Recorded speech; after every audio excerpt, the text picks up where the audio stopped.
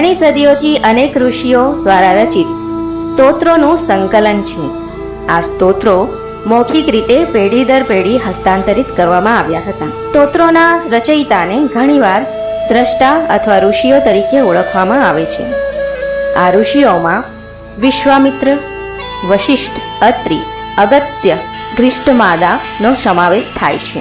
આ દરેક ઋષિને ચોક્કસ સ્તોત્રનો શ્રેય આપવામાં આવે છે. ઋગ્વેદ આ વિવિધ ઋષિઓ દ્વારા સામૂહિક રીતે ઘડવામાં આવ્યો છે.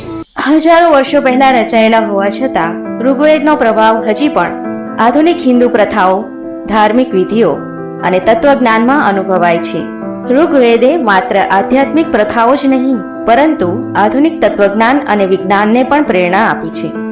ઋગ્વેદને સમજવાથી આપણને ભારતીય સંસ્કૃતિના મૂળ અને વિશ્વને આકાર આપનાર સમૃદ્ધ વારસાને સમજવામાં મદદ મળે છે. આમ ઋગ્વેદ માત્ર ધાર્મિક ગ્રંથ નથી, પરંતુ ઇતિહાસ, તત્વજ્ઞાન અને આધ્યાત્મિક તપાસનો ખજાનો છે.